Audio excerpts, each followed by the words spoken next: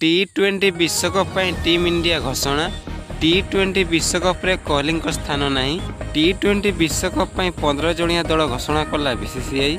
टी20 विश्वकप 2024 ପାଇଁ रोहित बनिले अधिनायक। तेबे चलंतु जानिबा संपूर्ण खबर विषय रे। चलित वर्ष अमेरिका एवं वेस्टइंडीज रे टी20 विश्वकप आयोजित होउथुवा बेले आसंता जून 1 तारिख रु टी20 विश्वकप 2024 रो मैच खेला जिवो। विश्वकप पूर्व बड़ घोषणा कला रोहित। एथिलागी नुआ रणनीति प्रस्तुत करुछि बीसीसीआई। नूतन खेलाड़ी को देवे सुजोग। केउ खेलाड़ी को सुजोग मिलिबो एवं केउ खेलाड़ी बाद पड़िबे। तेबे चलंतु जानिबा भारतीय दल। रोहित शर्मा अधिनायक, यशस्वी जायसवाल, शुभमान गिल, ऋतुराज गायकवाड़, केएल राहुल, शिवम दुबे, हार्दिक पांड्या, रिंकू सिंह, कुलदीप यादव, रविंद्र जडेजा, मोहम्मद सिराज, जसप्रीत बुमराह, मुकेश कुमार, रवि बिश्नोई।